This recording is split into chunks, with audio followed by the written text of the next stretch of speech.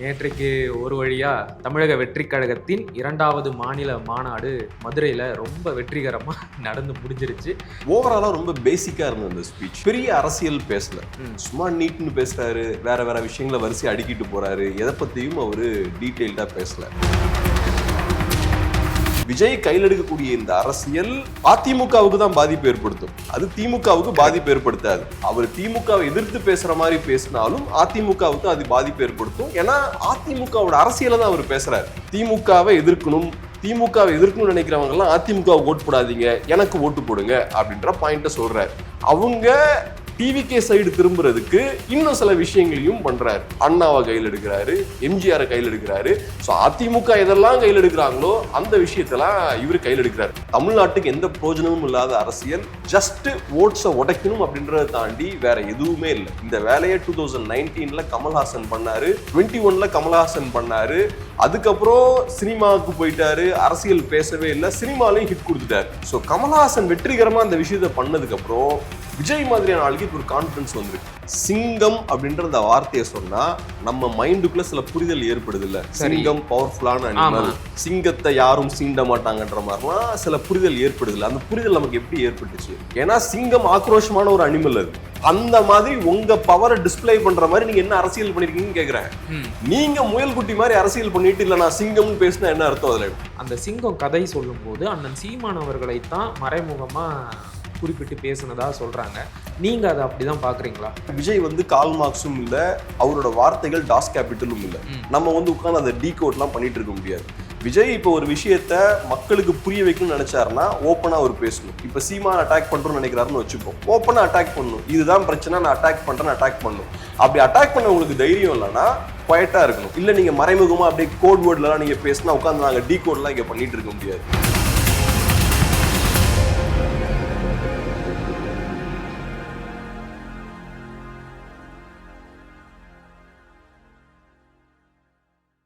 தமிழ் தடம் நேயர்களுக்கு வணக்கம். இன்றைக்கு நம்ம கூட மறுபடியும் அண்ணன் கேப்ரியல் இணைஞ்சிருக்கிறாரு. அவர் கூட தான் பேச போறோம். அண்ணே வணக்கம். வணக்கம். நேற்றைக்கு ஒரு வழியா தமிழக வெற்றி கழகத்தின் 2வது மாநில மாநாடு மதுரையில ரொம்ப வெற்றிகரமா நடந்து முடிஞ்சிருச்சு. மாநாட்டுக்குள்ள போறதுக்கு முன்னாடி நீங்க அந்த மாநாட்டு காணொலியை பார்த்தீங்களா? ஓவராலா விஜயோட ஸ்பீச்சை எப்படி பாக்குறீங்க? ஓவராலா ரொம்ப பேசிக்கா இருந்தது அந்த ஸ்பீச். நைட் உட்கார்ந்து பார்த்தேன், ஒரு 1/2 hour பேசியிருக்காரு. பெரிய அரசியல் பேசல, சும்மா நீட்னு பேசுறாரு, வேற வேற விஷயங்களை வரிசை அடிக்கிட்டு போறாரு. எதை பத்தியும் அவரு டீடைல்டா பேசல. 2வது, இந்த மாநாடு நடக்கிறதுக்கு முன்னாடியே நம்ம தெளிவா சொல்லியிருந்தோம் அவருக்கு பெருசா பேசுறதுக்கு எதுவும் இருக்காது அப்படின்ற பாயிண்டையும். ஏன்னா ஏற்கனவே முதல் மாநாட்டுல கொள்கை சித்தாந்தம் என்னன்னு தெளிவு பண்ணிட்டார். அப்கோர்ஸ் அப்படி ஒரு கொள்கை சித்தாந்தம் கிடையாது, பட் இருந்தாலும் இதுதான் எங்க கொள்கை சித்தாந்தம் அப்படின்ற விஷயத்த அவரு தெளிவுபடுத்திட்டாரு. யாரு எதிரி அப்படின்ற விஷயத்த தெளிவுபடுத்திட்டாரு. அதெல்லாம் செய்து முடிச்சதுக்கு அப்புறம் பெருசா அவருக்கு பேசுறதுக்கு எதுவும் கிடையாது. இப்ப பேசணும்னா கரண்ட் இஷ்யூஸ் தான் எடுத்து பேசணும். ஸோ அந்த வகையில சில இஷ்யூஸை திரும்பவும் எடுத்து அதே விஷயங்களை அப்படியே பேசுறாரு. போன மாநாட்டுல செஞ்ச அதே விஷயத்த திரும்பவும் அவரு செய்யறாரு. மைனஸ் அந்த கொள்கை கோட்பாடு இந்த விஷயங்கள் எல்லாம் விட்டாரு. ஸோ அந்த வகையில பார்க்கும்போது பெரிய ஃப்ரெஷ்னஸே இல்லை, பெரிய எக்ஸ்பெக்டேஷன் இருந்தது ஏதாவது பேசுவாருன்னு. ஆனா அப்பவே தெரியும் அவருக்கு பேசுறதுக்கு எதுவும் அங்க இல்லை. ஸோ வரிசையா அவரு சில விஷயங்களை பட்டியலிடுறாரு. எந்த இஷ்யூஸையும் டீப்பா அவர்னால பேச முடியல, அது தெரியுதாங்க. கரெக்ட். நீங்க சொன்ன மாதிரி போன மாநாட்டிலேயே கொள்கை என்ன அப்படிங்கிறத சொல்லிட்டதுனால இந்த மாநாட்டுல பெருசா பேசுறதுக்கு எதுவுமே இல்லை. ஆனா இந்த மாநாட்டிலையும் எல்லாரும் அந்த கொள்கையை அடிப்படையா வச்சுதான் கேள்விகளை கேட்டு இருக்கிறாங்க. ஏன்னா அவருடைய முதல் மாநாட்டுல தங்களுடைய கொள்கை தலைவராக 5 பேர் அறிவிச்சாரு. அஞ்சலை அம்மாள், வேலு நாச்சியார், அண்ணல் அம்பேத்கர், பெரியார் ஈவேரா, காமராஜர் அப்படின்னு 5 பேரை அறிவிச்சாரு. ஆனா இப்ப புதுசா அந்த மாநாட்டு வளைவியிலேயே அறிஞர் அண்ணாவோட படமும் எம்ஜிஆரோட படமும் வைக்கப்பட்டு இருந்துச்சு.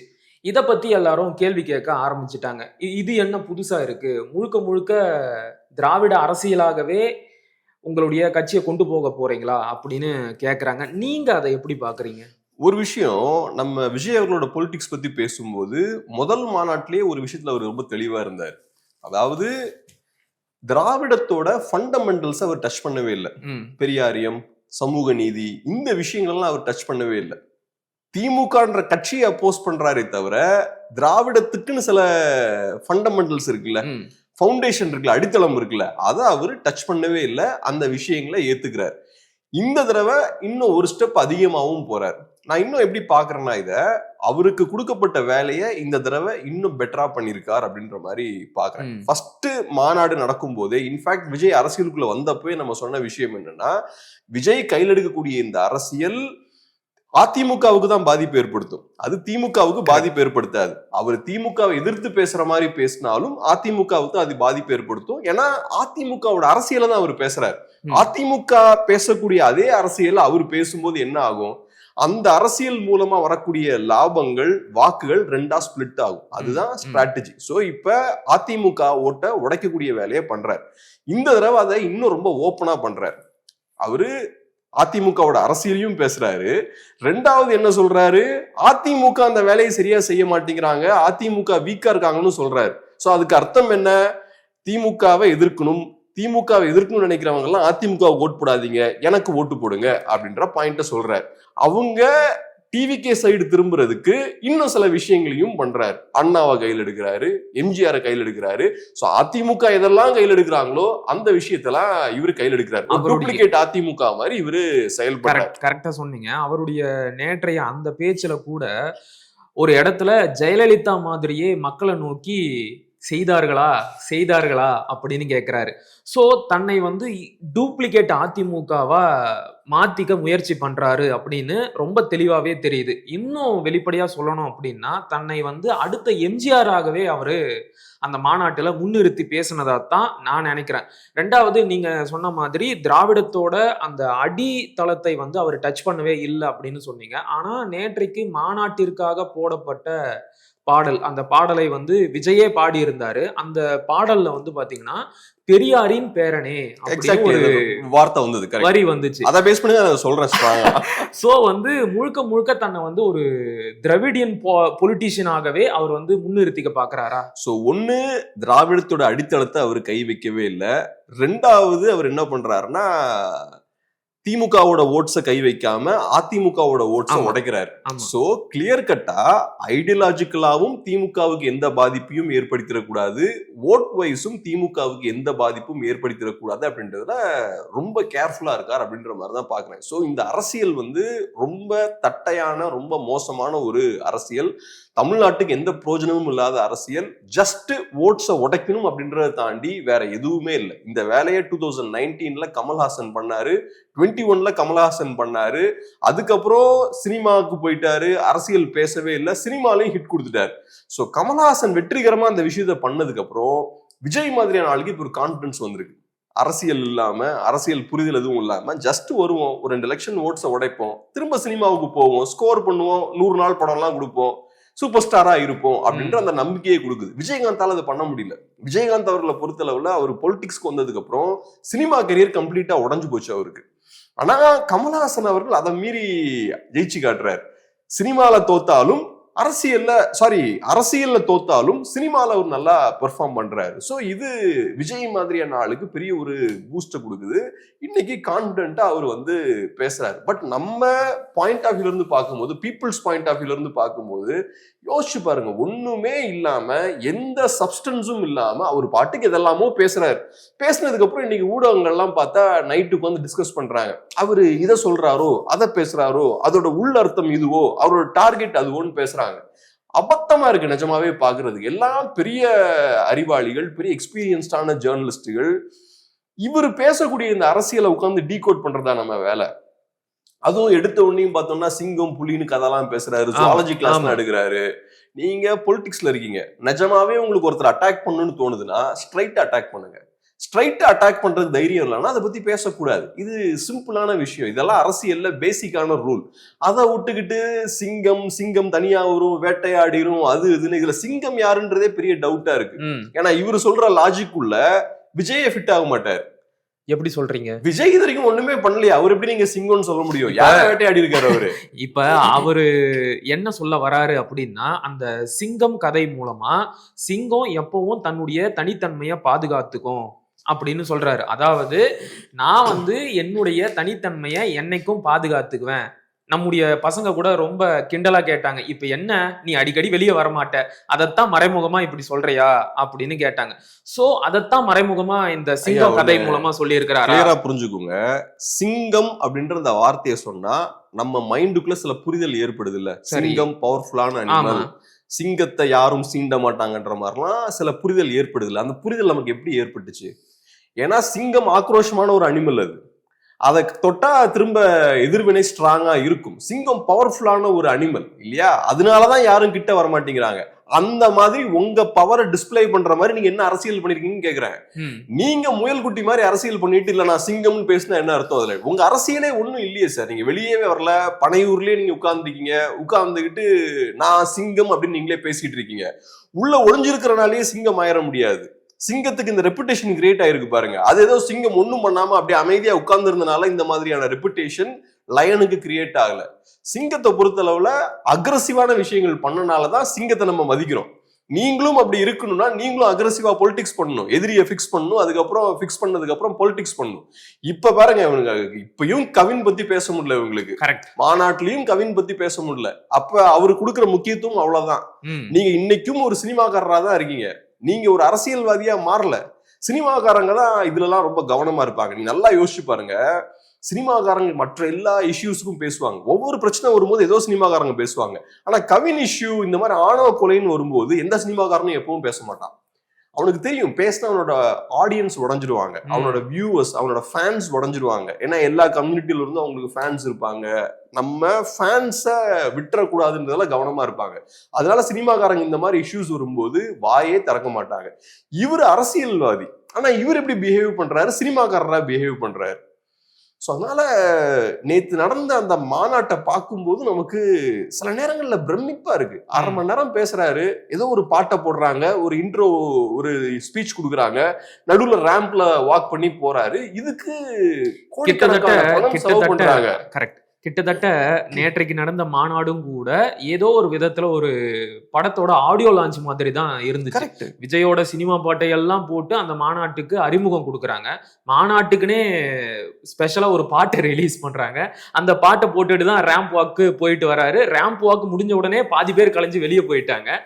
ஸோ இப்படிப்பட்ட கூத்துகள் எல்லாம் நடந்துச்சு. நீங்க பேசும்போது ஒரு விஷயத்த குறிப்பிட்டீங்க, அதாவது அதிமுகவோட வாக்குகளை பிரிக்கிறதுக்காகத்தான் எம்ஜிஆர் ஜெயலலிதாவை கையில எடுத்து பேசினாரு அப்படின்னு சொன்னீங்க.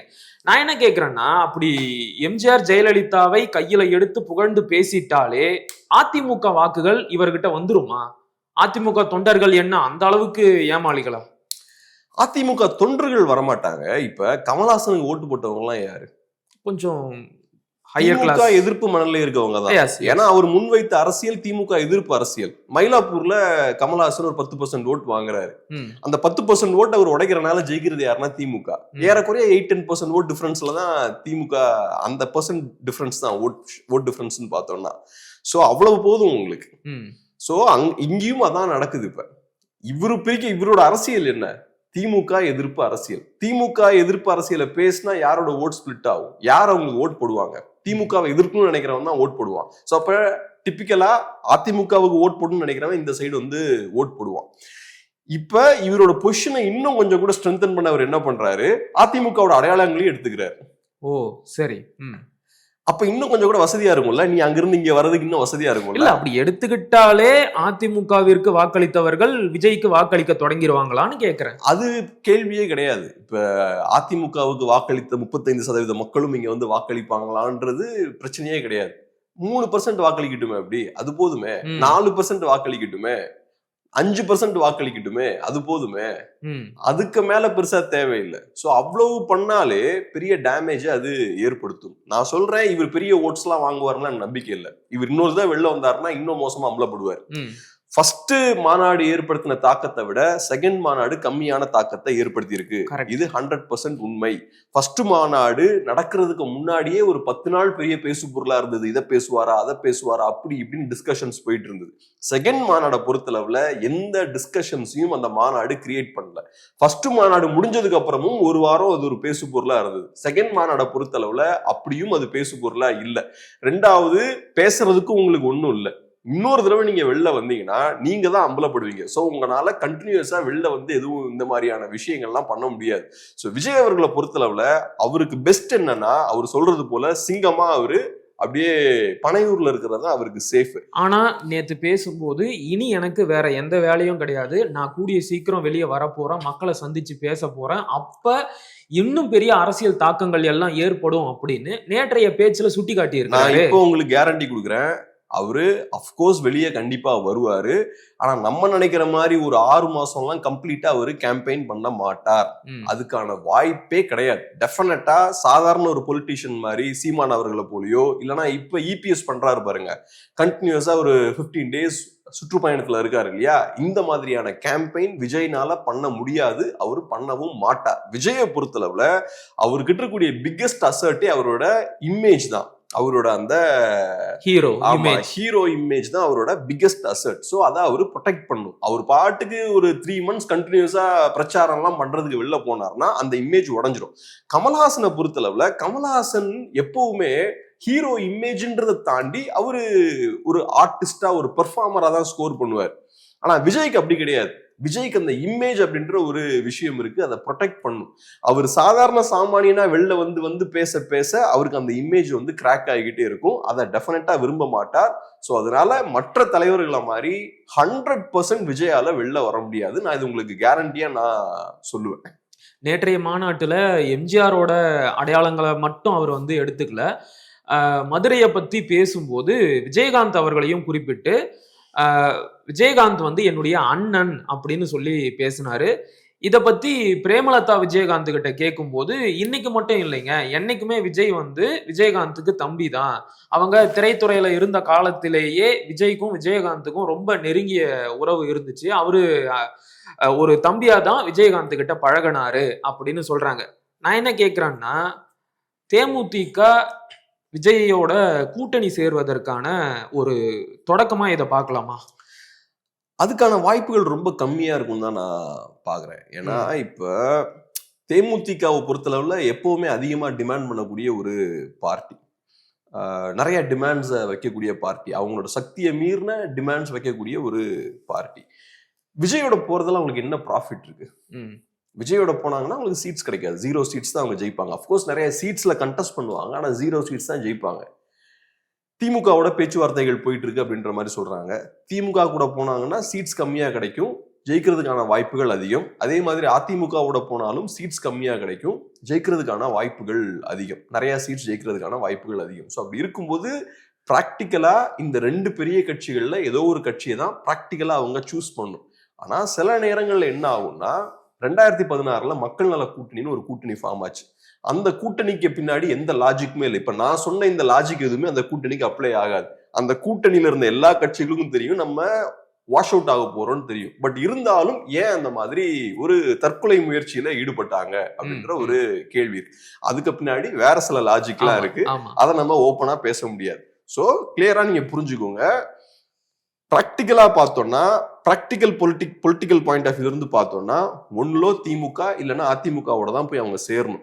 இந்த வேலையை செய்யாம அவங்க இன்கேஸ் டிவிக்கு கூட போய் சேர்றாங்கன்னா, மக்கள் நல கூட்டணி தனியா நின்னதுக்கு பின்னுக்கு சில காரணங்கள் இருக்கும்ல, அந்த மாதிரி ஏதோ ஒரு காரணம் இருக்கு, நீங்க புரிஞ்சுக்க வேண்டியதுதான். அதுக்கப்புறம் நீங்க என்ன பண்ணுவோ பண்ணிக்க வேண்டியதுதான். இப்ப நீங்க பேசும்போது குறிப்பிட்டீங்க, கவினோட ஆணவ படுகொலைய இந்த மாநாட்டுல கூட விஜய் அவர்கள் கண்டிச்சு பேசல.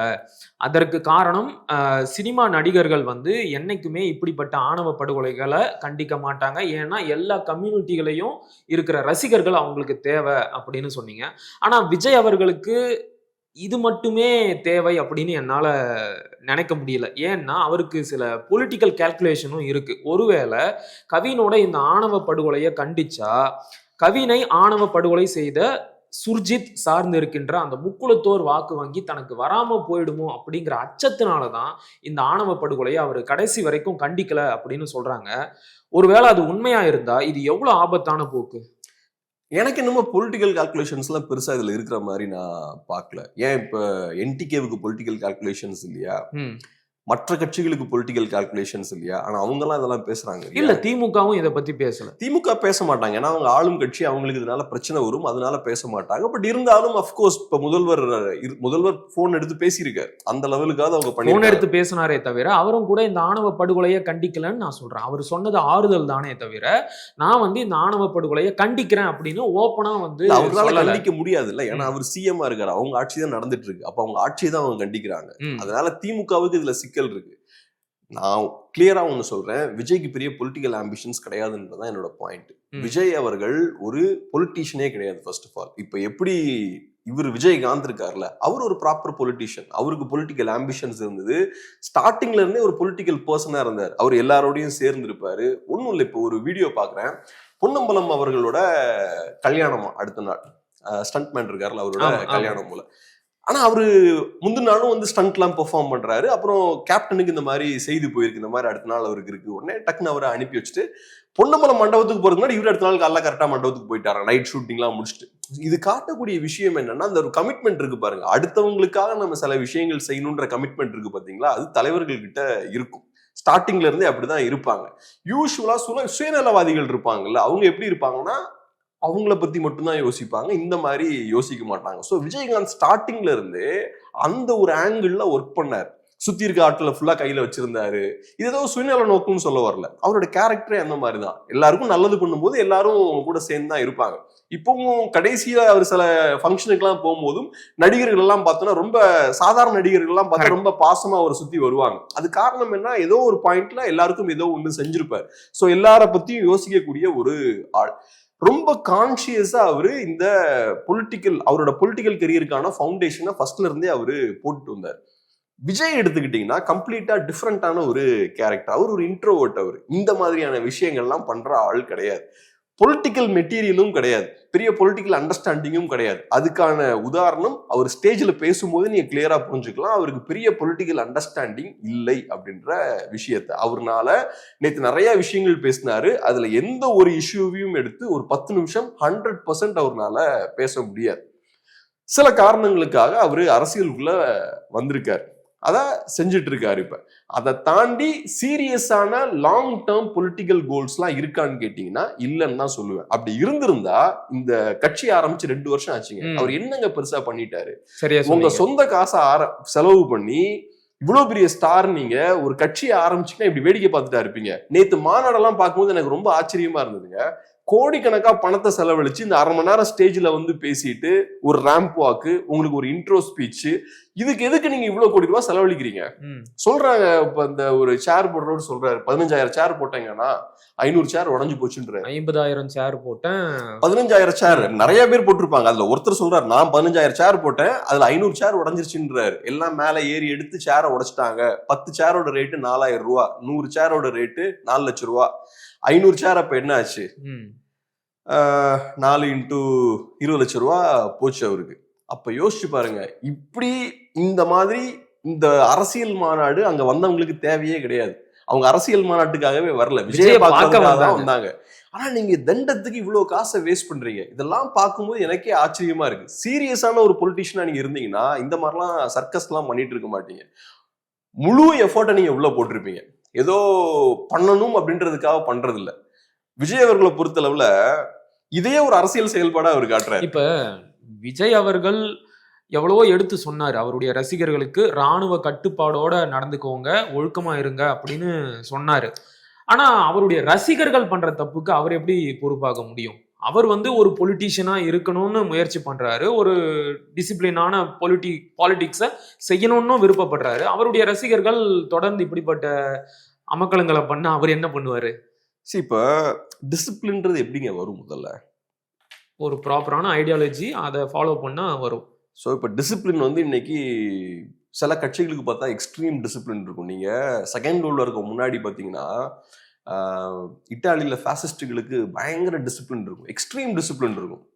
அவர் சொன்னார்னா கீழே கேட்பாங்க, அவர் பேசுறதுக்கு ஏற்ற மாதிரி கீழே ஆடியன்ஸ் பேசுவாங்க. ஈவன் நாசி முசோலினிட்டது இன்னும் அதிகமா இருக்கும். ஹிட்லரோட டிசிப்ளின் அது அஃப்கோர்ஸ் வேற மாதிரி இருக்கும். பட் இவரு பாத்தீங்கன்னா இவர் பேசுவாரு, அதுக்கேற்ற மாதிரி கீழே இருந்து எல்லாம் கோரஸா பேசுவாங்க. ஃபுல் கண்ட்ரோல்ல இருப்பாரு முசோலினியோட கான்ஃபிடன்ஸ் பாத்தீங்கன்னா எக்ஸ்ட்ரீம் கான்ஃபிடன்ஸா இருக்கும். பயங்கர பயங்கர கான்பிடென்ட்டா பேசுவார். இந்த டிசிப்ளின் அவர் எப்படி கிரியேட் பண்றாரு? ஒண்ணு ஒரு ஐடியாலஜி இருக்கு, அந்த ஐடியாலஜியை வச்சு ஒரு விதமான ஃபியூச்சரை நான் உருவாக்க போறேன்னு ப்ராமிஸ் பண்றாரு. மக்களுக்கு அந்த அந்த எதிர்காலத்து மேல ஒரு நம்பிக்கை வருது. ரைட், இவர் சொல்ற மாதிரி நம்ம அந்த எதிர்காலத்தை உருவாக்கணும் அப்படின்ற நம்பிக்கை வருது. அப்ப சொல்றாரு, அவரோட மெயினான விஷயமே என்னன்னா ஒபே அப்படின்றது முக்கியமான விஷயம் சொல்லுவாரு. பிலீவ், ஒபே, அப்புறம் வேற என்ன சொல்லுவாரு, ஃபைட்னு நினைக்கிறேன். பிலீவ், ஒபே, ஃபைட், அந்த 3 வார்த்தை தான். முதல்ல நம்பு, ரெண்டாவது நான் சொல்றதை கேளு, மூணாவது சண்டைக்கு வா, கிரவுண்டுக்கு வந்து சண்டை போடு அப்படின்றதுதான். ஸோ இந்த டிசிப்ளின்களை எப்படி அவர் கொண்டு வராரு, அந்த எதிர்காலத்தை காட்டுறாரு. இந்த ஐடியாலஜியை வச்சு நான் இதை உருவாக்கிடுவேன், அதுக்கு நம்ம டிசிப்ளின்டான ஒரு ஃபோர்ஸா இருந்தாதான் அதை செய்ய முடியும். நம்ம பாட்டுக்கு சதுரி போய் பிடிச்சதெல்லாம் பண்ணிட்டு இருந்தா அங்க போய் நம்ம சேர முடியாது. ஸோ எல்லாரும் என்ன பண்றான், யூனிஃபார்ம் போட்டுக்கிறான். அங்க ஒரு டிசிப்ளின் வருதா? ஸோ நான் ஒரு கலர் ட்ரெஸ், நீங்க ஒரு கலர் ட்ரெஸ்ஸா இருக்க மாட்டீங்க, நம்ம 2 பேரும் ஒருத்தனா நம்ம 2 பேரும் ஒரே யூனிஃபார்ம்ல இருக்கும். ஸோ யூனிஃபார்ம் போடும்போது ஒரு டிசிப்ளின் வருது. அதுக்கப்புறம் மார்ச் பண்றது, அதுக்கப்புறம் தலைமை ஒண்ணு சொன்னா கரெக்டா அதை பண்றது. 10 இடங்கள்ல நீங்க 10 வேலையை பார்க்கணும்னா அதை கரெக்டா பிளான் பண்ண மாதிரி எல்லாரும் பண்றது. சோ அந்த இலக்கை நோக்கி நம்ம போய் சேரணும் அப்படின்ற அந்த வேகம் வரும்போது டிசிப்ளினுக்குள்ள நான் என்ன உட்படுத்திக்கிறேன். ஒரு மனுஷன் ஒரு டிசிப்ளினுக்குள்ள வந்து உட்காரணும்னா சாதாரண விஷயம் கிடையாது. ஏன்னா அவனோட ஃப்ரீடம் அவன் லூஸ் பண்றான்ல. பட் இருந்தாலும் என்னோட ஃப்ரீடம் போனாலும் பரவாயில்ல, அந்த இலக்கு மேல எனக்கு நம்பிக்கை இருக்கு. கம்யூனிஸ்டுகளுக்கும் இது பொருந்தும். இன்னைக்குமே கூட கம்யூனிஸ்டுகள்லாம் ஓரளவுக்கு டிசிப்ளின்டா இருக்காங்க, என்டிகேவுக்குள்ள ஓரளவுக்கு டிசிப்ளின் இருக்கு. இதுக்கெல்லாம் காரணம் என்னன்னா, எனக்கு அந்த இலக்கு மேல நம்பிக்கை இருக்கு. சோ உங்க கட்சிக்காரங்க டிசிப்ளின்டா இல்லைன்னா நீங்க சொன்ன மாதிரி அது ஏதோ கட்சிக்காரங்களோட தவறு கிடையாது, தலைமையோட தவறு. தலைமை ஒரு ஐடியாலஜியை ஃபர்ஸ்ட் ஃபிக்ஸ் பண்ணும், அதுக்கப்புறம் இந்த ஐடியாலஜியை யூஸ் பண்ணி நான் உங்களை கொண்டு போய் சேர்க்கிறேன் அப்படின்ற அந்த கான்ஃபிடன்ஸ் கொடுக்கணும். அதெல்லாம் கொடுத்ததுக்கு அப்புறம் கரெக்டான ஆட்கள் தான் உள்ள வருவான். இப்ப ஐடியாலஜியை பத்தி பேசுனதுனால நான் வெளிப்படையாவே ஒரு கேள்வியை கேட்கிறேன். நாம தான் வந்து தேவையில்லாம ஐடியாலஜி, கொள்கை, கோட்பாடு, தத்துவம் இப்படி எல்லாம் பேசுறோம். ஆனா விஜய் ரசிகர்களுக்காகட்டும், வெகு மக்களுக்காகட்டும் இந்த கொள்கையில எல்லாம் பெரிய பிடிப்பு இருக்கிற மாதிரி தெரியல. யார் வந்தா என்னப்பா, மக்களுக்கு நல்லது செஞ்சா போதாதா அப்படின்னு கேக்குறாங்க. இந்த வாதத்தை எப்படி பார்க்கலாம்? ஐடியாலஜி இல்லைன்னா சிம்பிளான எக்ஸாம்பிள் சொல்றேன். கமல் 2019 கட்சி ஆரம்பிச்சார். ஆரம்பிக்கல, அப்ப கண்டெஸ்ட் பண்றாரு ஃபர்ஸ்ட் டைமா. பெரிய ஹைப் அப்ப கிரியேட் ஆகுது. நிறைய ஊடகங்கள் அவரை பத்தி பேசுறாங்க. இன்னைக்கு அவரை பத்தி யாருமே கண்டுக்கல. அன்னைக்கு பயங்கர பேச்சு இருந்தது அவரை பத்தி, பெரிய ஒரு நியூஸா இருந்தார். நிறைய தொண்டர்கள்லாம் போனாங்க, அவர் மீட்டிங்லாம் நிறைய பேர் போனாங்க. அப்புறம் ஒரு 4 வருஷம் கழிச்சு கமல் என்ன ஆனாரு? ஒண்ணுமே இல்லை, திமுகவிலே போய் சேர்ந்துட்டாரு, ஐக்கியம் ஆயிட்டார், அவ்வளவுதான். சோ இது காரணம் என்னன்னா ஐடியாலஜி இல்ல. ஐடியாலஜி இல்லாத போது ஸ்டார்ட் பண்ணும்போது நல்லா இருக்கும். ஸ்டார்ட் பண்ணும்போது நம்மளை பார்த்து கேலி பண்ணுவாங்க, உங்களுக்கு பெரிய ஐடியாலஜி அதுன்றீங்க, உங்ககிட்ட 1000 பேர் இருக்காங்க, நாங்க ஐடியாலஜி எல்லாம் ஒண்ணுமே இல்லாம எங்ககிட்டயும் 1000 பேர் இருக்காங்க. ஆனா 5 வருஷம் கழிச்சு கமல் இப்ப எப்படி இருக்காரு? ஒண்ணும் இல்ல. அதேதான் விஜயும், அதேதான். இப்பதான் அவர் ஸ்டார்ட் பண்ணிருக்காரு வண்டியை. 2 எலெக்ஷன் ஃபேஸ் பண்ணட்டும், அதுக்கப்புறம் உங்களுக்கு தெரியும் ஐடியாலஜி இல்லைன்னா என்ன ஆகும் அப்படின்ற விஷயம் உங்களுக்கு தெரியும். விஜய்டி நீங்க அதை பார்ப்பீங்க. அப்படி பார்த்தா இந்த உலகத்திலேயே மிக சிறந்த ஐடியாலஜி அப்படின்னு அவங்களே சொல்லிக்கிற கம்யூனிசத்தை கொண்டிருக்கின்ற கம்யூனிஸ்ட் கட்சிகள் அவங்களோட தனித்தன்மையை இழந்து திமுக கூட தானே கூட்டணி வச்சிருக்கிறாங்க. திமுக செய்கின்ற எல்லா அராஜகங்களையும் பொறுத்துக்கிட்டு அமைதியா தானே இருக்கிறாங்க. அந்த இடத்துல ஐடியாலஜிக்கு எந்த வேல்யூவும் இல்லையே. அப்புறம் எதுக்காக இந்த ஐடியாலஜின்னு ஒண்ணு தேவைப்படுது? கம்யூனிஸ்ட்ல எடுத்துக்கிட்டீங்கன்னா கம்யூனிசம் அப்படின்ற அந்த ஐடியாலஜிக்கான வேல்யூவே போயிருச்சு. எஸ்பெஷலி செகண்ட் வேர்ல்டு வாருக்கு அப்புறம் கம்யூனிஸ்டுகளுக்கு பெரிய ரோல் இல்லை. அதுவும் 90s அப்புறம் பார்த்தோம்னா சோவியட் யூனியன் கொலாப்ஸ் ஆயிட்டாங்க. கம்யூனிஸ்டுகளுக்கு இன்னும் வேல்யூ இல்லாம போயிருச்சு, கம்யூனிஸ்ட் ஐடியாலஜிக்கு வேல்யூ இல்லாம போச்சு. என்ன பொறுத்தளவுல கம்யூனிசம் அப்படின்ற ஒரு ஐடியாலஜியே தோத்து போயாச்சு. அந்த ஐடியாலஜியால இனி ஜெயிக்க முடியாது அப்படின்றது கம்ப்ளீட்டா கிரவுண்ட்ல ப்ரூவ் ஆயிருச்சு. கம்யூனிசமுக்கு இந்த 1920s 1030s இந்த டைம்ல ஒரு தேவை இருந்தது. அதுக்கான காரணம் என்னன்னா, சொசைட்டி அப்போ ஒரு டிரான்சிஷன் பீரியட்ல இருந்தது. மன்னராட்சியில இருந்து ஜனநாயகத்தை நோக்கி மூவ் ஆகக்கூடிய ஒரு பீரியட் இருந்தது. அந்த டைம்ல கம்யூனிஸ்டுகள் சில ரோல் பிளே பண்ணானுங்க. ரஷ்யாலெல்லாம் அவங்க முக்கியமான ஒரு ரோல் பிளே பண்ணாங்க. அந்த ரோல் ரஷ்யாவை கம்யூனிஸ்ட் ஆக்குனதுன்றதை விட ஜாரை தூக்கி போட்டதுல அவங்களுக்கு ஒரு பங்கு இருந்தது. ஸோ அங்க இருந்த மன்னராட்சிக்கு எதிராக அவங்க சண்டை போட்டாங்க. இந்த மாதிரியான சில விஷயங்கள் பண்ணாங்க. சில இடங்கள்ல பவருக்கு வராங்க. பவருக்கு வந்ததுக்கு அப்புறம் மக்களுக்கு புரிஞ்சிருச்சு கம்யூனிஸ்டுகளால ஒரு பிரயோஜனமும் கிடையாது, அவங்க பெரிய ஜனநாயகவாதிகளும் கிடையாது, முதலாளித்துவத்தை விட பெட்டரான ஆட்சியும் அவங்க கொடுக்க மாட்டாங்க அப்படின்றதெல்லாம் ப்ரூவ் ஆயாச்சு. ஸோ கம்யூனிசமே ஒரு தோத்து போன ஒரு சித்தாந்தம் தான். ஒன்ஸ் அது ஆனதுக்கு அப்புறம் கம்யூனிஸ்டுகள் தமிழ்நாட்டில் எத்தனை வருஷமா இருக்காங்க? ஒரு 70-80 ஏறக்குறைய இயர்ஸா இருக்காங்க. 100 ஆண்டுகளாகவே 100 இருக்காங்க. ஆண்டுகளாவே இருக்காங்க. நல்லா பவர்ஃபுல் மூவ்மெண்ட்னா கூட ஒரு 70-80 இயர்ஸா நல்லா ஸ்ட்ராங்கா இருக்காங்க. ஸோ என்ன ஆகுதுன்னா, ஒன்ஸ் நீங்க பெருசா பெர்ஃபார்ம் பண்ண முடியாது அப்படின்ற சூழல் ஏற்படும் போது ஒரு தேக்க நிலை ஏற்படுது. அதுக்கப்புறம் நீங்க அப்படியே இருக்கீங்க, கொஞ்சம் கொஞ்சமா டைல்யூட் ஆகிட்டே இருக்கீங்க. கட்சி வீக் ஆகிக்கிட்டே இருக்கு. முன்ன மாதிரி உங்களுக்கு தொன்று பலம் இல்ல. உங்க சித்தாந்தத்தால முன்ன போல ஆட்களை அட்ராக்ட் பண்ண முடியல, வீக் ஆகிட்டு இருக்கீங்க. ஸோ கொஞ்சம் கொஞ்சமா காம்ப்ரமைஸ் ஆக ஆரம்பிக்கிறீங்க. ஸோ இப்போ கம்யூனிஸ்டுகளை பொறுத்தளவுல பெரிய ஒரு வீழ்ச்சியில இருக்காங்க, கடைசி ஸ்டேஜ்ல இருக்காங்க. எனக்கு தெரிஞ்சு அவங்களுக்குலாம் பெரிய ஃபியூச்சர் கிடையாது. இன்னைக்கு கம்ப்ளீட்டா அவங்க ஐடியாலஜியும் காலி ஆயாச்சு. அவங்களுக்குன்ற அந்த தனித்துவம்ன்றது எதுவுமே கிடையாது. ஒரு காலத்துல அட்லீஸ்ட் அவங்க நாங்களாம் ரொம்ப கிளீனான ஆட்கள்ன்ற மாதிரி இமேஜ் இருந்தது. கம்யூனிசம் கரெக்டோ தப்போ, ஆனா யாரும் அவங்களை கரப்ட்னு சொல்ல மாட்டாங்க. இன்னைக்கு அது கூட அவங்க கையில இல்ல. சோ நாங்க யுனிக்கான ஒரு பார்ட்டின்னு சொல்லிக்கிறதுக்கு எதுவுமே இல்லை. முத்தரசன் இப்ப பேசுறாரு, சேலத்துல பேசுறாரு மாநாட்டுல. பேசும்போது நம்ம இன்னைக்கு பேப்பர்ல பாக்குறோம். என்ன பேசுறாரு அவரு? நாங்க 2019 நாடாளுமன்ற தேர்தலின் போது திமுக கிட்ட காசு வாங்கிட்டோம் அப்படின்னு சொல்றாங்க. நாங்க ஒண்ணு இருட்டுலயும் என்ன சொல்றது பொட்டியிலையும் காசு வாங்கல, திமுக பேங்க் அக்கவுண்ட்ல இருந்து எங்க பேங்க் அக்கவுண்ட்டுக்கு டிரான்ஸ்பர் ஆச்சு அப்படின்னு சொல்றாரு. நாங்க ஆன் ரெக்கார்ட் வாங்கிருக்கோம், ஆன் ரெக்கார்ட் வாங்கியிருக்கிறோம், நாங்க மட்டுமா வாங்கியிருக்கிறோம். அது மட்டும் இல்லாம எம்டிஎம்கேவையும் அவர் சொல்றாரு, விசிகேவை சொல்றாரு, முஸ்லிம் லீக சொல்றாரு. சோ இந்த மாதிரி மற்ற கட்சிகளையும் அவரு சொல்றாரு.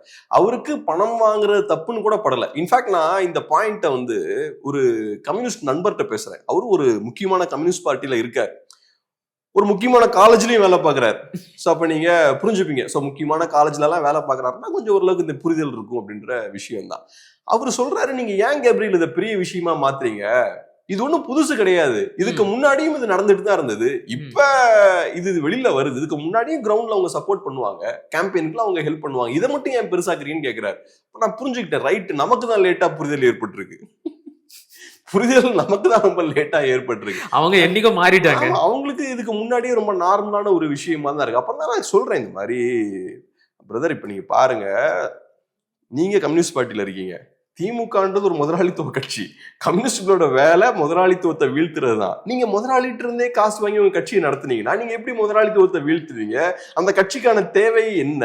அந்த கட்சியில நீங்க இருக்க வேண்டிய தேவை என்ன அப்படின்னு கேட்டா, இதெல்லாம் கரெக்ட் தாங்க, நான் பிராக்டிகலா இப்படி எல்லாம் ஃபங்க்ஷன் ஆகாதுங்க அப்படின்னு சிம்பிளா சொல்லிட்டு போயிட்டாங்க. ஸோ அவங்கள பொறுத்தளவுல ஏதோ கொஞ்சோண்டு இருக்கு கம்யூனிசம் அப்படின்ற அந்த இது ஏதோ லைட்டா எச்சம் கொஞ்சோண்டு இருக்கு. அதை முடிஞ்ச அளவுக்கு பாதுகாப்போம். ஸோ ஒரு கட்சி வந்து ரொம்ப லாங் ரன்னா ஓடணும் அப்படின்னா அதுக்கு ஐடியாலஜி வந்து ரொம்ப ஐடியாலஜி இல்லாம எங்கேயும் போக முடியாது. ஐடியாலஜி இருந்தாதான் உங்களால லாங் ரன்ல வித்ஸ்டாண்ட் பண்ண முடியும். கம்யூனிசமே இன்னைக்கு டிசிப்ளினாகவும் இருக்க முடியும். டிசிப்ளினாகவும் இருக்க முடியும். கம்யூனிஸ்ட்ல எடுத்துக்கோங்க, இன்னைக்கு ஒரு பாருங்க, அரௌண்ட் ஒரு 120 இயர்ஸ் அவங்க சாலிடா நின்றுருக்காங்க கிரவுண்ட்ல. இவ்வளவு நாட்கள் இவங்க கிரவுண்ட் தாக்கு பிடிச்சாங்கன்னா ஐடியாலஜி இருந்தனாலதான். ஐடியாலஜி இல்லைன்னா கமல்ஹாசன் மாதிரி 5 வருஷத்துல காணாம போயிருப்பாங்க. ஐடியாலஜி இருந்தனாலதான் அவங்க இவ்வளவு தூரம் நிக்கிறாங்க. அதுக்கப்புறம் ஸ்லோவா அந்த ஐடியாலஜி கொஞ்சம் கொஞ்சமா டைல்யூட் ஆகி போச்சு. அந்த ஐடியாலஜிக்கு தேவையும் இல்லை இன்னைக்கு சொசைட்டில. இந்த காரணங்கள்லாம் இருந்தனால காணாம போயிட்டாங்க. ஆனா ஐடியாலஜி இல்லாம நீங்க வண்டியை ஸ்டார்ட் பண்ணீங்கன்னா நீங்க எங்கேயும் போக மாட்டீங்க, காணாம போயிருவீங்க. அதே இடத்துல தான் நிப்பீங்க. அதே இடத்துல நீங்க பேசும்போது சொன்னீங்க, விஜய் வந்து திமுகவுக்கு டேமேஜ் ஏற்படுத்துற எந்த ஒரு அரசியலையும் செய்ய மாட்டாரு, எதுவுமே பேச மாட்டாரு அப்படின்னு சொன்னீங்க.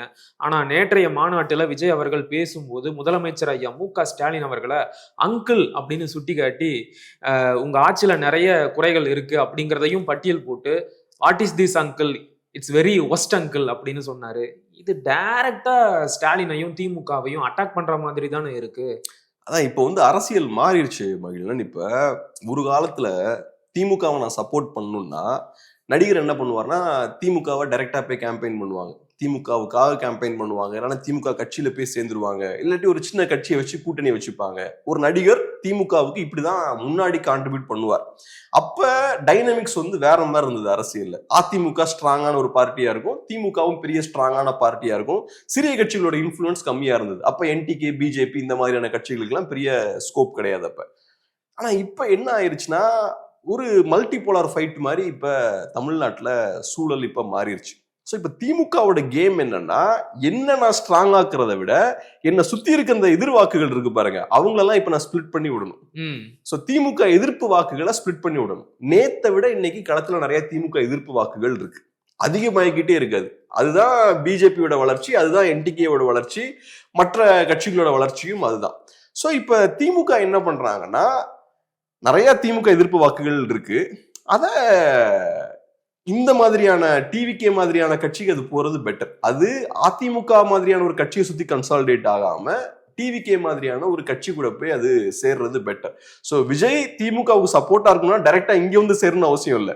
திமுக எதிர்ப்பு அவர் பேசினாலே போதும், போலி திமுக எதிர்ப்பு அவர் பேசினாலே போதும். இப்ப அவர் பேசுறது போலி திமுக எதிர்ப்பு தானே, அவர் திமுகவுக்கான மாற்று கிடையாது. கண்டிப்பா அவர் ஒன்னும் பெரிய நியாயமான அரசியல்லாம் ஒன்னும் முன் வைக்கல. அவர் சீரியஸான ஒரு பொலிட்டிஷியனாவும் இல்ல. அவர் பேசுனது வந்து டைரக்ட் அட்டாக்கா நீங்க பார்க்கவே இல்லையா?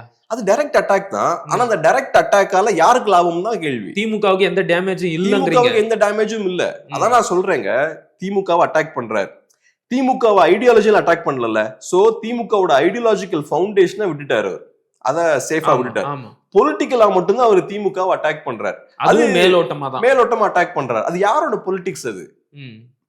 இப்ப நீங்க பண்ற இந்த வேலையை யார் பண்ணிட்டு இருந்தா? அதுக்கு முன்னாடி கமலஹாசன் பண்ணிட்டு இருந்தாரு, அதிமுக பண்ணிட்டு இருக்காங்க. அதிமுகவோட அரசியல் தானே, 50 இயர்ஸ் அதிமுக தான் அதை பண்ணிட்டு இருக்காங்க. சோ அதிமுக செய்யக்கூடிய அதே அரசியலை நீங்க பண்றீங்க. அப்ப அந்த அரசியலால வரக்கூடிய லாபம் வந்து யாருக்கு போகும்? இப்ப திமுகவிற்கு தான் போகும். ஏன்னா அதிமுகவோட வாக்குகள் வந்து ஸ்பிளிட் ஆகும். ஆமா. சோ இப்ப திமுக எதிர்ப்பு அரசியல் பேசினா உங்களுக்கு யார் ஓட் போடுவா? திமுக எதிர்ப்பாளர் தான் ஓட் போடுவான். திமுக எதிர்ப்பாளர்கள் பெரும்பாலும் எந்த கட்சியில இருப்பாங்க? அதிமுகல தான் இருப்பாங்க. இல்லாட்டி பிஜேபி, என்டிகே எல்லாம் கொஞ்சம் கொஞ்சம் இருப்பாங்க. ஆனா மோஸ்ட்லி அதிமுகல இருப்பாங்க. சோ அதிமுகவோட வாக்குகளை பிரிக்கிறதுக்கான வேலை தான் இது. இதை ஏதோ தெரியாமலாம் அவங்க பண்ணல, நல்லா தெரிஞ்சுதான் பண்றாங்கன்றது என்னோட பார்வை. இது திமுகவுக்கு விஜய் மிகப்பெரிய வரப்பிரசாதம். 2019ல கமலஹாசன் லைட்டா செஞ்ச வேலைய 2026ல விஜய் லார்ஜ் ஸ்கேல்ல பண்ண போறார். இந்த தேவை ஏன் 26ல திமுகவுக்கு ஏற்படுதுன்னா, திமுகவுக்கு பயம் இருக்கு அதிமுகவை பார்த்து. அதிமுக ஸ்ட்ராங்கான ஒரு அப்போசிஷன் தான் இன்னைக்கும். அது போக திமுகவுக்கு ஆன்டி இன்கம்பன்சியும் இருக்கு. 2019 பொறுத்தளவுல களம் கொஞ்சம் ஈஸியா இருந்தது, இப்ப டஃபா இருக்கு. சோ விஜய் மாதிரியான ஒரு பெரிய ஸ்டார் வந்து அப்ப கம்மியா பிரிச்ச ஓட்ஸை விட இப்ப அதிகமா ஓட்ஸ் பிரிக்க வேண்டிய தேவை இருக்கு. இப்ப அவர் வந்து அந்த மாநாட்டு தொடக்கத்துல ஒரு சிங்கம் கதை சொன்னார் இல்லையா? அந்த சிங்கம் கதை சொல்லும் போது அண்ணன் சீமான் அவர்களைத்தான் மறைமுகமா குறிப்பிட்டு பேசினதா சொல்றாங்க. நீங்க அதை அப்படிதான் பாக்குறீங்களா? நான் வந்து விஜயோட பேச்செல்லாம் பெரிய அதுக்கு பொலிட்டிக்கல் வேல்யூ இருக்கிறதால இல்ல, அவர் என்ன பேசினாரு அப்படிங்கறத நான் கேட்டேன். அதெல்லாம் நான் கேட்டேன். நான் என்ன சொல்றேன், விஜய் வந்து கால் மார்க்ஸும் இல்ல, அவரோட வார்த்தைகள் டாஸ் கேபிட்டலும் இல்ல.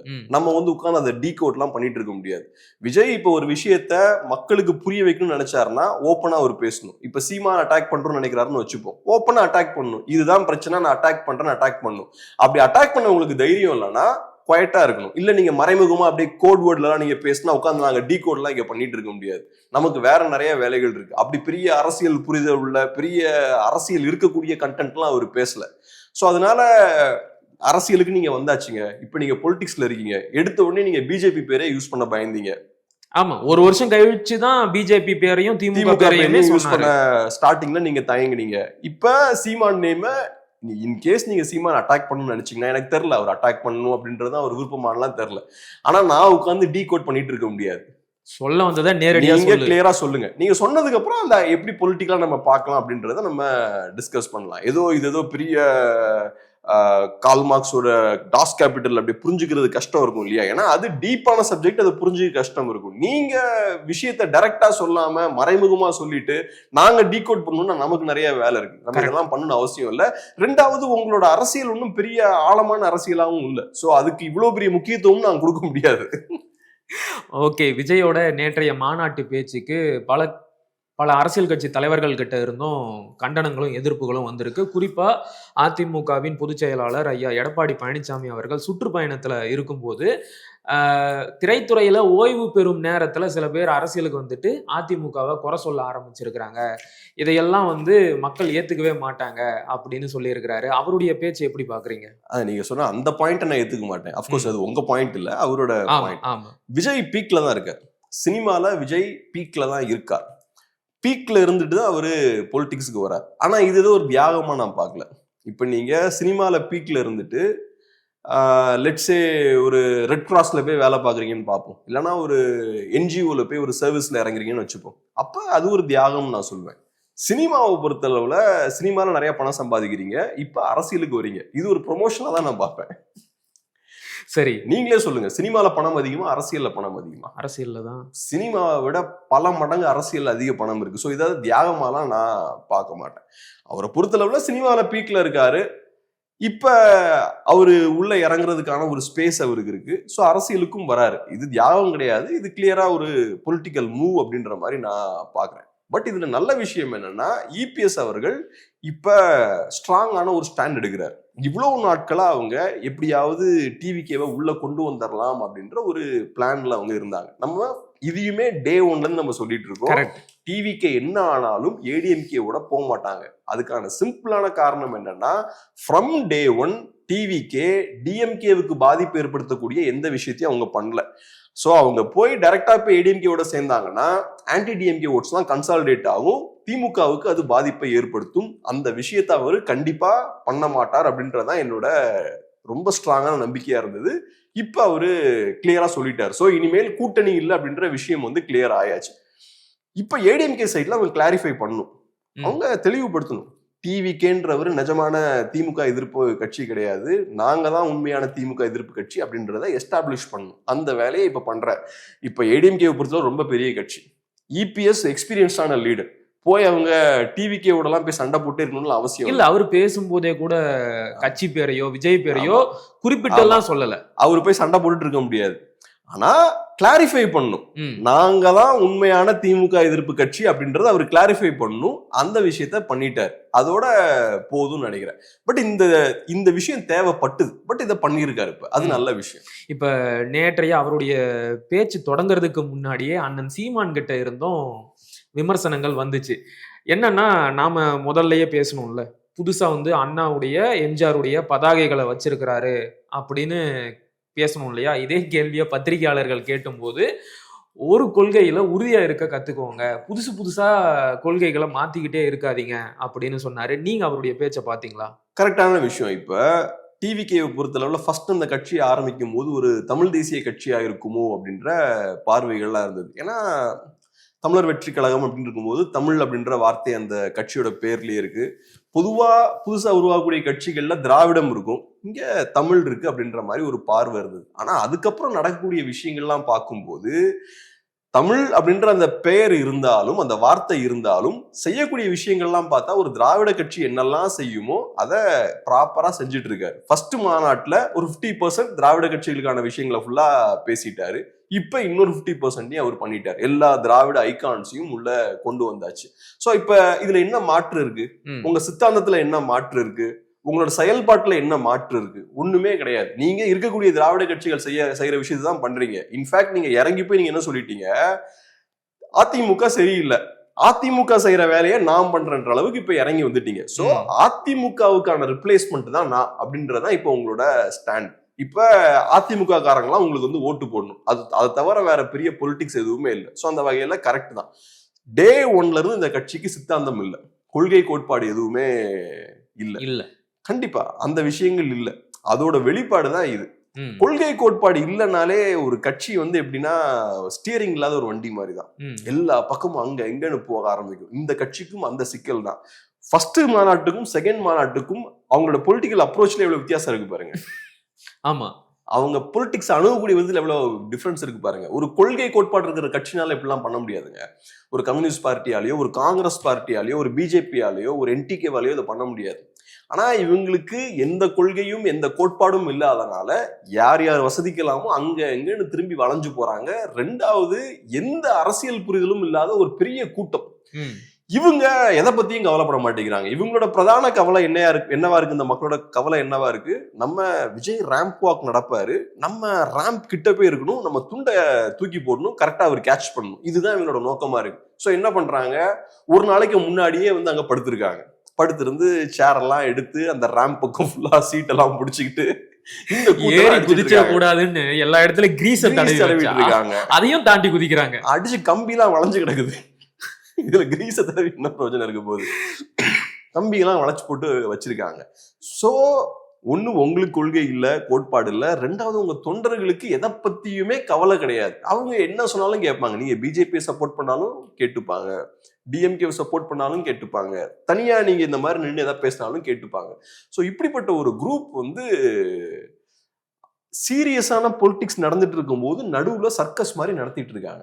இது மிகப்பெரிய ஒரு டைவர்ஷன். நம்ம ஜோக்கா அதை பேசிட்டு இருக்கோம், ஆனா இதனால தமிழ்நாட்டுக்கு பெரிய பாதிப்பு இருக்கு. கரெக்டா சொன்னீங்க. நேற்றைக்கு நடந்த மாநாட்டுல நான் பார்த்த ரொம்ப வினோதமான ஒரு விஷயம் என்ன அப்படின்னா, இத்தனை கோடி செலவு பண்ணி ஒரு மாநாடு நடத்துறீங்க, ஆனா அந்த மாநாட்டுக்கான தீர்மானத்தை கூட அங்க வெளியிடவே இல்லை. நாங்க வந்து அப்புறம் வெளியிடுறோம் அப்படின்னு சொல்லிட்டு ஒரு 6 தீர்மானங்களை மட்டும் சும்மா பொத்தாம் பொதுவா உப்பு சப்பே இல்லாத ஒரு தீர்மானத்தை வெளியிட்டு இருந்தாங்க. எனக்கு ரொம்ப ஆச்சரியமா இருக்கு. அதுக்கு எதுக்கு இந்த மாநாடு நடத்துறீங்க? இந்த பேச்ச ஒரு யூடியூப்ல உட்காந்து நீங்க பேசிட்டு போயிருக்கலாமே. தேவையில்லாம அத்தனை பேரை கூப்பிட்டு இதனால 2 உயிர் போயிருக்கு, அத்தனை கோடி ரூபாய் பொருள் நஷ்டமாயிருக்கு. ஆனாலும் அவங்களுக்கு இப்படிப்பட்ட ஒரு மாஸ் மூவ்மெண்ட் வந்து தேவைப்படுது. இதை நம்ம எப்படி பார்க்கணும்னா, டான் கிங் அப்படின்ற ஒரு ஃபேமஸான ஒரு பாக்ஸிங் ப்ரொமோட்டர் இருந்தார். முகமது அலி எல்லாம் நல்லா பெருசா ப்ரொமோட் பண்ணார். பெரிய பெரிய ஃபைட்ஸ்லாம் அந்த காலத்துல ஆர்கனைஸ் பண்ணுவார். அவர் என்ன பண்ணுவாரு, அப்ப பாக்ஸிங் மேட்ச்லாம் நடத்தணும்னா ரொம்ப கஷ்டமான விஷயம். குறிப்பா பெரிய பெரிய நிறைய நாடுகள்ல போய் நடத்துவாங்க. $10-15 மில்லியன் அப்பவே செலவழிப்பாங்க. ஏன்னா முகமது அலி எல்லாம் $4-5 மில்லியன் சேலரி எல்லாம் வாங்கியிருக்காரு. சரி, இன்னைக்கு அது பெரிய அமௌண்ட். நீங்க யோசிச்சு பாருங்க, 60s யோசிச்சு பாருங்க, மிகப்பெரிய அமௌண்ட். பாக்ஸிங் வந்து குவீன் ஆஃப் ஆல் ஸ்போர்ட்ஸ் இல்ல, உலகத்திலே ரொம்ப ஃபேமஸ் ஸ்போர்ட்னா அதுதான். ஸோ இவ்வளவு செலவு பண்ணணும்னு வரும்போது நிறைய நேரங்கள்ல ஈவென்ட் கம்பெனியாலாம் அவ்வளவு ஸ்பெண்ட் பண்ண முடியாது. கவர்மெண்ட்ஸே இன்வால்வ் ஆகி ஸ்பெண்ட் பண்ணுவாங்க. ஆப்பிரிக்கன் கண்ட்ரீஸ்ல போய் இந்த ஃபைட் நடத்துவாங்க, பிலிப்பீன்ஸ்ல நடத்துனாங்க. அது எதுக்கு நடத்துறதுன்னா, அதுக்கு அவர் சொல்லுவார் டான் கிங், இந்த மாதிரி பழைய காலத்துல ரோம்ல இந்த மாதிரி கிளாடியேட்டர் ஃபைட்ஸ் நடத்துவாங்க. மக்களுக்கு சோத்துக்கு வழி இருக்காது, நிறைய பிரச்சனை இருக்கும், ரோம் அங்க நிறைய இடங்கள்ல அடி வாங்கிட்டு இருப்பானுங்க. அதெல்லாம் மக்கள் மறக்கிறதுக்காக பெரிய பெரிய கிளாடியேட்டர் ஃபைட்ஸ் நடத்துவாங்க. இந்த குலோசியம், அந்த பெரிய ஸ்டேடியம்ல பெரிய ஃபைட்ஸ் எல்லாம் நடத்துவாங்க. புலிய உள்ள கொண்டு வந்து ஃபைட் நடத்துவாங்க, புலிக்கும் சிங்கத்துக்கும் சண்டை விடுவாங்க. அங்க ஃபேமஸான ஃபைட்டர்ஸ் இருப்பாங்க. எப்படி நமக்கு பாக்ஸர்ஸ் இப்ப இருக்கிற மாதிரி அப்ப ஃபேமஸ் ஃபைட்டர்ஸ் இருப்பாங்க. அவங்களுக்குள்ள சண்டை இதெல்லாம் பண்ணுவாங்க. அதெல்லாம் பண்ணும்போது மக்கள் அவங்களோட அன்றாட பிரச்சனைகளை மறந்துட்டு இதுதான் முக்கியம் அப்படின்ற மாதிரி அந்த விஷயங்களை பார்க்க ஆரம்பிப்பாங்க. ஸோ டான் கிங் என்ன சொல்லுவாருன்னா, ஆப்பிரிக்காலையும் நிறைய பிரச்சனைகள்லாம் இருக்கும் அந்த நாடுகள்ல. நாங்க அங்க இருக்கக்கூடிய ஆட்சியாளர்கிட்ட தான் சொல்லி கொடுப்போம், இந்த மாதிரி ரோம்ல அந்த காலத்துல இப்படி பண்ணுவாங்க, நீ இதை இங்க பண்ணனா உன் பிரச்சனையெல்லாம் மக்கள் மறந்துடுவாங்க, இதை பேச ஆரம்பிச்சிருவாங்க, ஸோ இதை நீ நடத்து அப்படின்ற மாதிரி ப்ரொமோட் பண்ணுவோன்ற மாதிரிலாம் பேசுவார். இன்னைக்கு இது டிஃப்ரெண்டா நடக்குது. இப்ப நடந்துட்டு இருக்கிற இந்த பொலிட்டிக்ஸ்லாம் இருக்குல்ல, ஏறக்குறைய complete time waste, complete diversion. இன்னைக்கு நம்ம ஆட்சியாளர்கள் ஏகப்பட்ட அநியாயங்கள் பண்ணிட்டு இருக்காங்க, ஏகப்பட்ட தவறுகள் பண்ணிட்டு இருக்காங்க. அதை எல்லாத்தையும் டைவர்ட் பண்றதுக்கு தான் இதெல்லாம் யூஸ் பண்றாங்க. ஒண்ணுமே இல்லாத, அரசியலே இல்லாத ஒரு அரசியல் மாநாட நேற்று நடத்தியிருக்காங்க.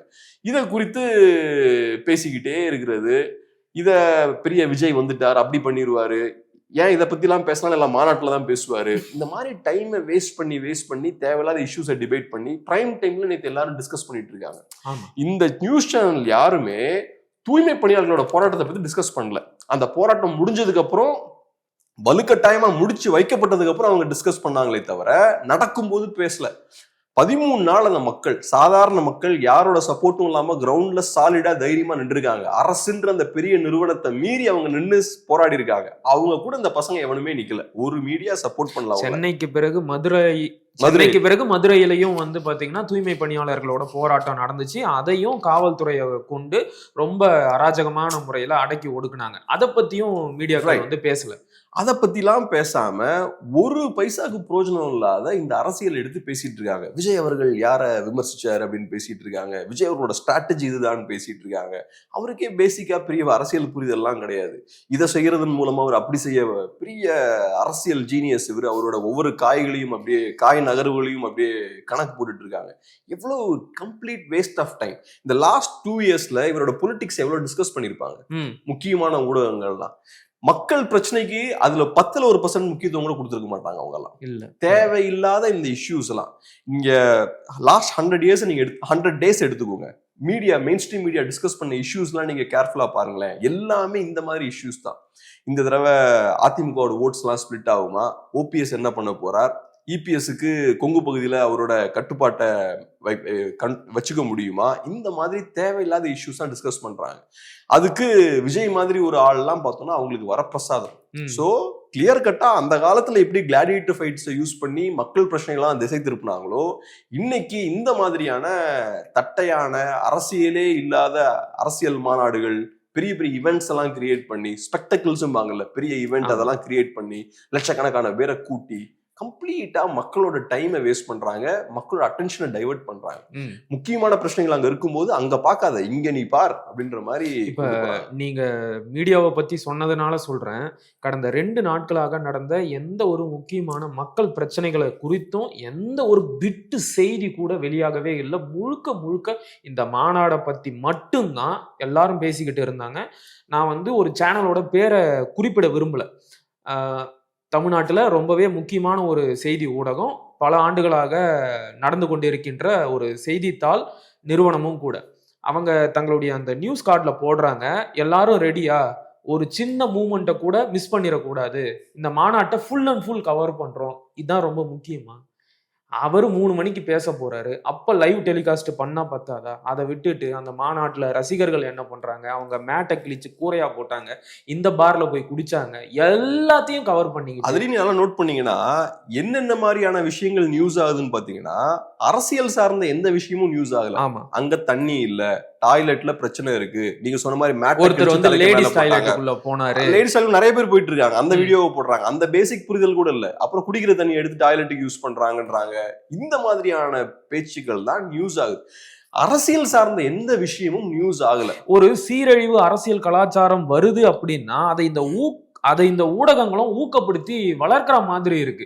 இந்த நாடு கெட்டு போகிறத இவங்களே திரும்ப திரும்ப வளர்த்து எடுக்கிறாங்களோ அப்படின்னு தோணுது. அது ஏதோ எதர்ச்சியா தெரியாமலாம் நடக்கல, இது வெரி வெல் பிளான்டா நடக்குது. நம்ம டிவிக்கே எப்படி திமுகவுக்கு பாதிப்பு ஏற்படக்கூடிய எந்த விஷயத்தையும் பண்ணாம இருக்காங்களோ, அதே மாதிரி இந்த லாஸ்ட் 4 இயர்ஸா ஊடகங்களோட செயல்பாட்டை பார்த்தீங்கன்னா, அவங்களும் திமுகவுக்கு பாதிப்பு ஏற்படக்கூடிய எந்த விஷயத்தையும் கையில் எடுக்க மாட்டேங்கிறாங்க. ஸோ அது ஏதோ பிளான் பண்ணாம அதுவாலாம் எதுவும் நடக்கல. இது வெரி வெல் பிளான்டான ஒரு ஸ்ட்ராட்டஜி தான். திமுகவுக்கு எந்த வகையிலையும் நம்ம பிரச்சனையே கொடுத்துடக்கூடாது. அப்படி ஒரு பிரச்சனை இருந்ததுன்னா அதை டைவர்ட் பண்ணி விடணும். ஒரு 5 இயர்ஸ்க்கு முன்னாடி ஒரு பிரச்சனை வந்ததுன்னா ஆங்கர்ஸ் எல்லாம் பேஷனேட்டா இருப்பாங்க. அப்ப டிஸ்கஷன்ஸ் பாத்தீங்கன்னா பயங்கர எனர்ஜெட்டிக்கா இருக்கும், நெருப்பு தெரிக்கும், பயங்கரமா கத்துவாங்க, ஊயும்பாங்க. இப்ப பாருங்க, இங்க கள்ளச்சாராய மரணங்கள் நடந்தப்பெல்லாம் டிஸ்கஸ் பண்றாங்க வேற வழியே இல்லாம, ஆனா ரொம்ப பொலைட்டா அப்படியே ரொம்ப இன்ஃபர்மேட்டிவா தான் டிஸ்கஸ் பண்றாங்க. ஏதாச்சும் நடந்தா அது காவல்துறையோட தப்பு, காவல்துறையை கட்டுப்பாட்டில் வச்சிருக்கிற முதலமைச்சரோட தப்பு கிடையாதா? நம்ம கண்டிப்பா அவங்களையும் நம்ம கண்டிச்சுதான் ஆகணும், அரசையும் நம்ம கண்டிப்பா கண்டிக்கணும். இது ஒரு 5 இயர்ஸ்க்கு முன்னாடி ஒரு டோனே டிஃப்ரெண்டா இருக்கும், ரொம்ப பேஷனேட்டா இருப்பாங்க, கோவம் எல்லாம் பயங்கரமா கோவப்படுவாங்க, இந்த விஷயங்கள்லாம் நீங்க பார்க்கலாம். இப்ப அதெல்லாம் எதுவுமே இல்லை. சோ நம்ம கொஞ்சம் கண்களை திறந்து கேர்ஃபுல்லா எல்லாத்தையும் பார்க்கணும். பொதுமக்கள் என்ன நடக்குது அப்படின்ற விஷயத்த நம்ம பார்க்கணும். மீடியாக்கள் காட்டுறதை மட்டும் நம்ம பார்க்க கூடாது அப்படின்னு சொல்றீங்க. ஆனா 100% நான் ஒண்ணு சொல்றேன், கமல் பத்தி நம்ம பேசி ஏகப்பட்ட டிஸ்கஷன்ஸ் நடத்தி ஒரு 3-4 இயர்ஸ் நம்ம வேஸ்ட் பண்ணணும் நம்ம டைம். கமல் அரசியலுக்கு வந்தப்ப ஏகப்பட்ட விஷயங்கள் அவரை பத்தி பேசணும், மீடியா டைமை நிறைய ஸ்பெண்ட் பண்ணாங்க. இதெல்லாம் பண்ணதுக்கு அப்புறம் இன்னைக்கு ரிசல்ட் என்ன? 0. அது எல்லாமே வேஸ்ட் ஆஃப் டைம். கமல்ஹாசனோட பொலிட்டிக்ஸ் கம்ப்ளீட் 0. அவரு ஸ்ட்ரைட்டா யாரை எதிர்த்தாரோ அங்கேயே போய் சேர்ந்துட்டார். இதுவும் அதே மாதிரிதான் இருக்க போகுது. ஒரு 5 இயர்ஸ் டவுன் த லைன் நீங்க திரும்பி பாத்தீங்கன்னா இன்னைக்கு நம்ம பேசிட்டு இருக்க இந்த விஷயங்கள் எல்லாமே வேஸ்டா தான் இருக்கும். அவருக்கு பொலிட்டிக்கலா அவர் எந்த தாக்கத்தையும் விஜய் ஏற்படுத்த போறது இல்ல. கம்ப்ளீட்டா நம்ம டைமை வேஸ்ட் பண்ணிட்டு இருக்கோம். இன்ஃபேக்ட் நான் ஸ்ட்ராங்கா அவர் அட்டாக் பண்றதுக்கான காரணமே இதுதான். அவர் அட்டாக் பண்ணல, அவரோட பொலிட்டிக்ஸ் அட்டாக் பண்றதுக்கான காரணமே இதுதான். எனக்கு தெரியும் இது 0ல தான் போய் முடியும். அப்ப நம்ம திரும்பவும் நம்ம பேச வேண்டியிருக்கும். அணில்கள் உங்களை கடிக்க போறாங்க. 100% எதுவும் பண்ண மாட்டாங்க. அப்ப அவங்க இதெல்லாம் பேசவே மாட்டாங்க. அவங்க இல்ல நாங்க பொலிட்டிக்ஸ் பக்கம்லாம் வரவே இல்லைன்ற மாதிரி அப்படியே போயிடுவாங்க. அவங்க இதெல்லாம் கண்டிக்கவே மாட்டாங்க. சரி, அவங்க இப்ப அரசியல் பக்கம் இப்ப ஏன் வந்திருக்காங்கன்னா விஜய் வந்தனால மட்டும்தான் வந்திருக்காங்க. நாளைக்கு விஜய் சைலண்டா போயிட்டாருன்னா விஜயோட ரசிகர்கள் இதை கண்டுக்கவே மாட்டாங்க. அவங்களுக்கு இதை பத்தி கவலையே கிடையாது. அதனால அந்த மாதிரி பிரச்சனைகள்லாம் இருக்கு. பல கருத்துக்களை ரொம்ப விரிவா பகிர்ந்துகிட்டீங்க. மிக்க மகிழ்ச்சி. நன்றி.